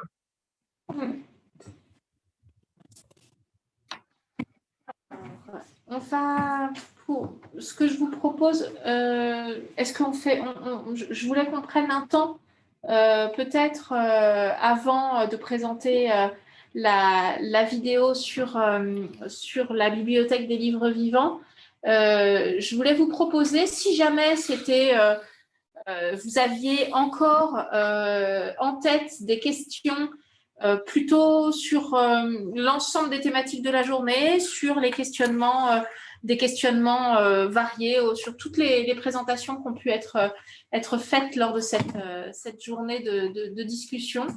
Est-ce que, voilà, si vous avez des questions, n'hésitez pas à voir même soit par chat, soit même de brancher votre micro, si j'ai l'autorisation de mes collègues. Ça m'étonnerait que vous soyez 50 en même temps à brancher votre micro. Donc, si jamais vous avez des remarques, des choses qui sont encore vivantes et que vous avez envie de partager sur quel que soit, ça peut être des interventions de la matinée ou bien dans l'après-midi. Et puis, ensuite, on vous proposera le petit film sur la BLV. J'ai une question. Oui. Marie-Lisa Djouma. Donc, j'ai une question par rapport à la plateforme téléphonique de la Sarthe. Comment ont-ils informé les familles et les usagers de leurs services? S'ils peuvent répondre. Alors, la Sarthe, si vous êtes toujours dans le coin. Merci. Merci de votre question. Est-ce que les collègues de la Sarthe sont connectés et seraient d'accord pour répondre à cette question? Comment, en Sarthe, vous avez été en lien et informé les familles?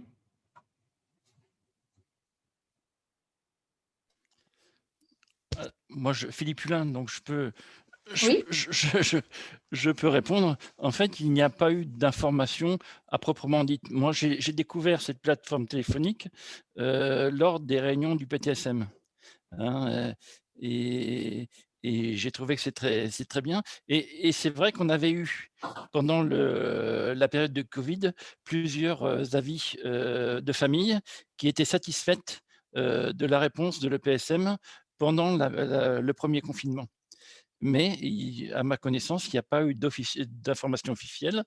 Les 3 numéros sur les dispositifs d'intervention rapide, le DIR, en fait, pointant vers la plateforme, donc c'est-à-dire que les points d'entrée n'ont pas été modifiés. Voilà. Ok, merci. Il y a un commentaire qui est mis sur le chat qui dit que, je ne sais pas si vous pouvez préciser ce que vous voulez dire. Vous dites, nous concernant, nous n'avons pas eu d'hospitalisation avant, pendant et après le confinement. Le SAVS de Beaugé, du coup. Ah, c'est le SAVS qui dit qu'il n'y a pas eu d'hospitalisation. D'accord, ok, très bien. Je comprends mieux l'intervention.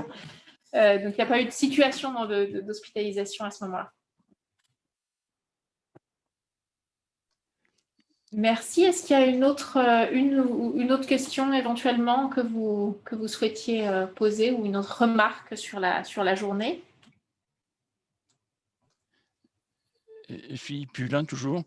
Oui. Ça concerne l'intervention de M. Dansambert là, ce matin, et notamment par rapport à la prévention, toute la prévention précoce et l'importance qu'il y a au niveau des actions à engager en milieu scolaire sur la communication. Moi, j'ai eu la chance dans mon environnement professionnel de faire en fait du co-développement qui s'appuyait sur la communication non violente. Et c'est vrai qu'au sein de l'entreprise, ça modifiait totalement les rapports entre les personnes et nous étions capables d'identifier au sein de l'entreprise les personnes qui avaient suivi le cursus de co-développement. Et quand j'ai fait les formations pro-famille au sein de l'accompagnement pour quand j'ai été touché par la maladie de mon deuxième fils, j'ai retrouvé effectivement dans la communication avec les personnes malades tous les l'écoute active, le cheminement sur le travail écouter des émotions. toute cette démarche. Et c'est vrai que c'est quelque chose qui est fondamental et qui m'a servi, comment dire, cette communication non violente dans mon travail au niveau d'UNAFAM, avec les familles et dans ma démarche.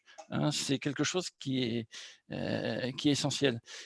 Prévention en entreprise, prévention auprès des jeunes, la communication non violente, ce n'est pas inné. Monsieur Dansonberg le disait, c'est toute une éducation, c'est tout un apprentissage.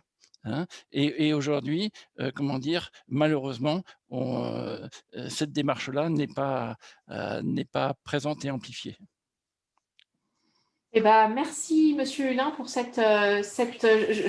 pas de commentaire sur votre commentaire puisque je vous rejoins sur tous ces points et effectivement le développement de ce type d'outils dans plein d'espaces peut être extrêmement intéressant, y compris dans le champ des relations qu'on peut avoir avec les personnes qu'on accompagne, mais pas seulement. À l'école, en entreprise, c'est des choses qui sont vraiment ressources et intéressantes. Eh bien, merci beaucoup. Non, ouais. Juste un petit commentaire sur le commentaire. Ouais. Sur le commentaire du commentaire, d'ailleurs. C'est clair. C'est le fait que on se rend compte que finalement, ce qui, pendant sans doute des siècles, est passé pour des vertus morales, des vertus morales et non pas des vers.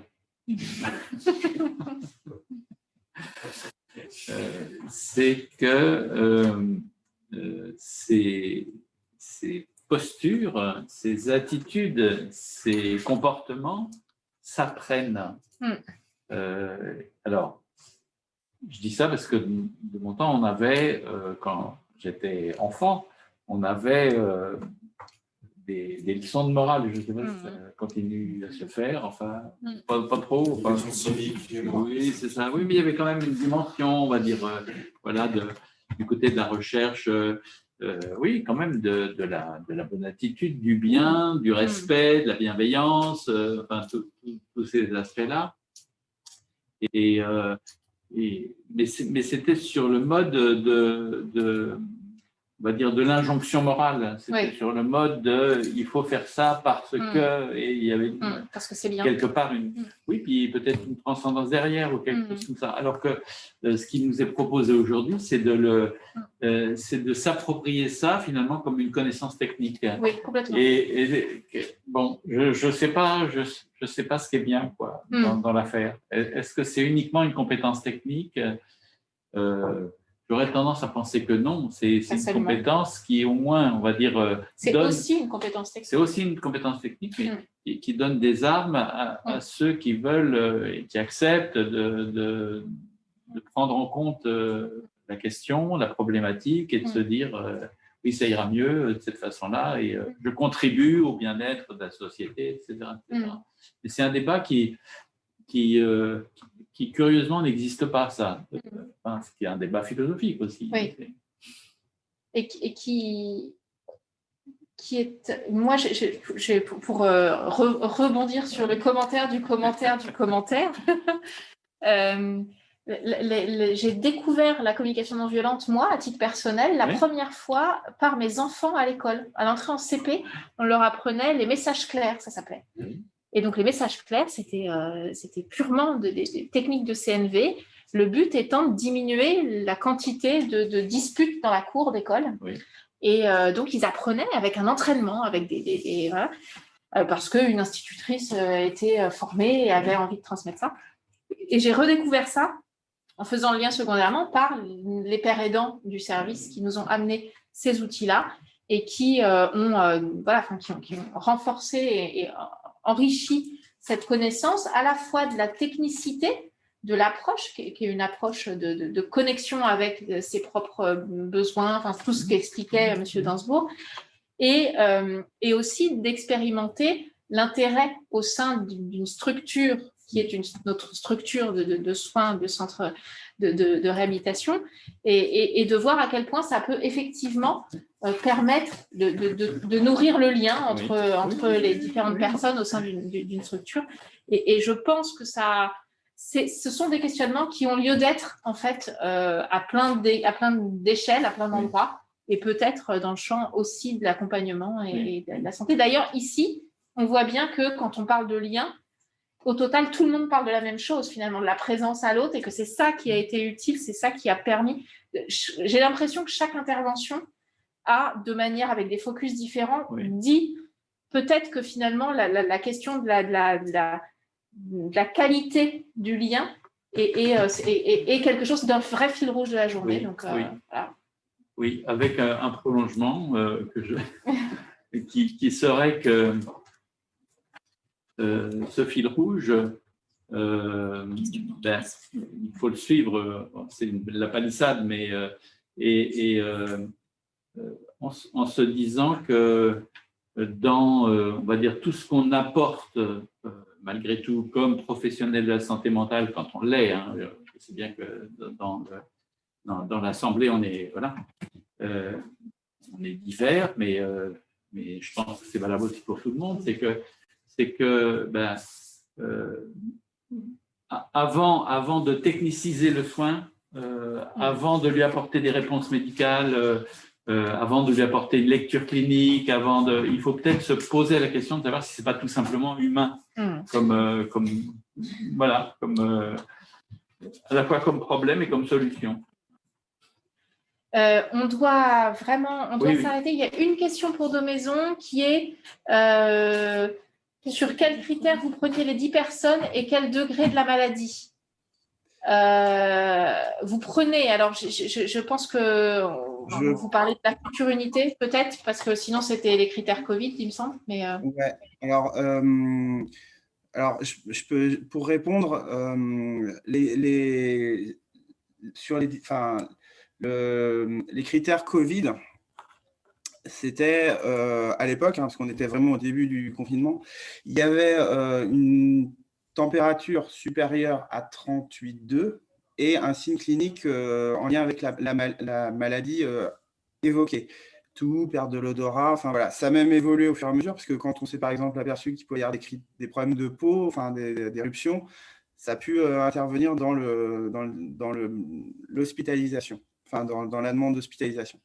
Donc là, on est sur les 10 personnes qui ont été suspectées Covid. Et ces 10 personnes-là partaient pour 15 jours d'hospitalisation. Après, sur les degrés de la maladie de ces personnes-là, enfin, qui sont arrivées, ou même plus généralement des autres personnes, on a eu tout parce qu'on a été aussi une unité d'admission, donc de personnes en crise qui sont passées par les urgences et qui, avant d'arriver sur l'hôpital et dans leur secteur d'origine, sont aussi passées par l'unité Covid. Donc, on a eu des personnes, en tout début, je me souviens des personnes qui ont, entre guillemets, avec une structure psychotique et qui ont pu décompenser parce qu'il y avait la situation du Covid, la conviction parfois d'être infecté, de ne pas savoir, parce qu'à l'époque, on n'avait pas non plus les tests, donc c'était compliqué. Donc voilà, il y a eu des personnes qui étaient en crise. On a accueilli des personnes en crise. Voilà. Mais on a aussi accueilli des personnes qui étaient hospitalisées depuis un certain nombre de temps sur l'hôpital, qui n'étaient pas en crise, mais qui étaient stabilisées et qui présentaient aussi des signes, de suspicion du Covid. Donc, le degré de maladie, il était plus ou moins fort, il a été plus ou moins… la maladie était en place depuis plus ou moins longtemps et les personnes étaient suivies aussi depuis plus ou moins longtemps.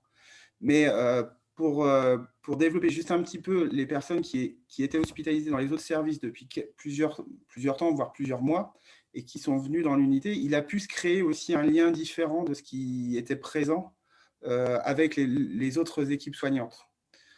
Voilà, dans une notion, je pense, je ne développerai pas plus, mais de rencontre dans un lieu unique et d'un temps unique. Voilà. Mais toutes les personnes qui étaient hospitalisées l'étaient parce qu'il y avait une altération de leur état psychique et qui nécessitait une hospitalisation. Ok. Eh ben, merci de cette réponse. On va passer à la présentation de la BLV, de la Bibliothèque des livres vivants. Toc.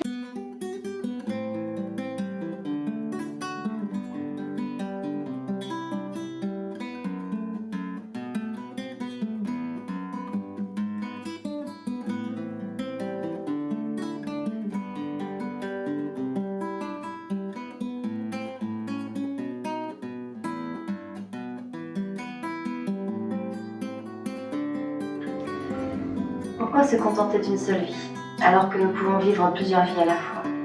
Atteindre mes 25 ans avait été chose facile. Enfance docile, adolescente sans vague, une entrée dans la vie active sans tracas. J'étais une jeune femme plutôt effacée. J'aimais me fondre dans la masse et passer la plupart du temps inaperçue.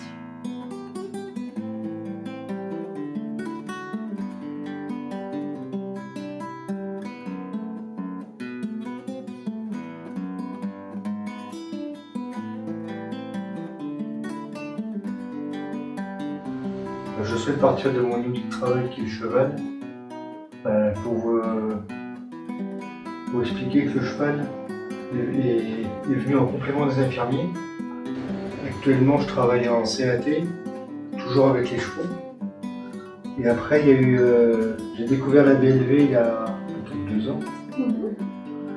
Et la BLV, ça a été une porte ouverte sur la maladie. Elle m'a permis aussi de m'ouvrir vers les autres, m'a permis d'accepter la maladie et de m'épanouir et de rester en contact avec le réel, de façon à rester vivant.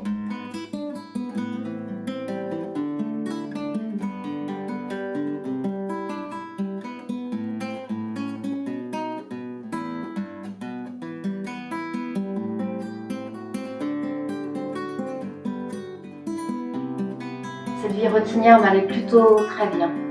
Et puis une grossesse qui était vraiment désirée, 40 kilos de prix, une petite fille magnifique. Et puis là, paf, radical. Sans demande ni consentement, tout s'enchaîne. Je perds tout ce que j'ai pris durant cette grossesse, et même plus. 50 kilos en 2 mois. Je suis devenue quelqu'un d'autre. Les envies de changement surviennent. Je change de garde-robe tout d'abord, puis de style de vie, de décoration, l'appartement, le travail, le mari, je change tout. J'ai envie de tout de suite. Je n'ai plus assez de temps durant la journée, alors je poursuis mes rêves la nuit. En 6 mois, je suis devenue maman, épouse, maîtresse de plusieurs hommes, étudiante. J'avais plein d'amis, je connaissais tout le quartier, et vice-versa d'ailleurs, à cause de mes frasques. J'avais repris mes études, j'étais devenue invincible, j'étais la reine. Pas des neiges parce qu'elle n'existait pas à l'époque, mais la reine de mon royaume, celle que j'avais installée dans ma tête. À l'adolescence, les premiers troubles sont apparus chez mon fils. Il mettait en échec l'orientation professionnelle qu'il avait choisie. Il se réfugiait dans les addictions. Les années passées, il s'enfonçait dans la délinquance et le déni qui l'ont conduit jusqu'à la prison. Je culpabilisais, mais comment l'aider? Ma grande souffrance me bloquait, m'empêchait de trouver des solutions acceptables pour lui. Il a fallu 17 années d'errance pour qu'une prise en charge se mette en place après l'acceptation d'un traitement. Aujourd'hui, mon fils travaille en ESAT et son intérêt pour le travail l'aide à se mobiliser. Malgré les obstacles liés à la maladie, il s'accroche. Et ce travail est une étape importante vers le rétablissement.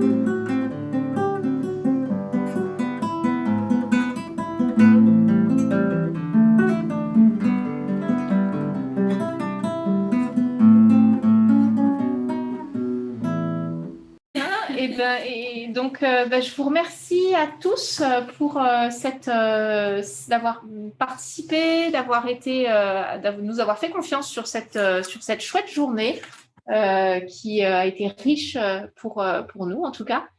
Et donc voilà, je Je vous invite à retrouver les enregistrements qui vont tous être prochainement en ligne sur le site internet du CREPSI des Pays de la Loire pour que vous puissiez, si vous le souhaitez, vous ou des personnes qui n'auraient pas eu la chance de pouvoir participer à la journée, pouvoir revoir les communications de la journée.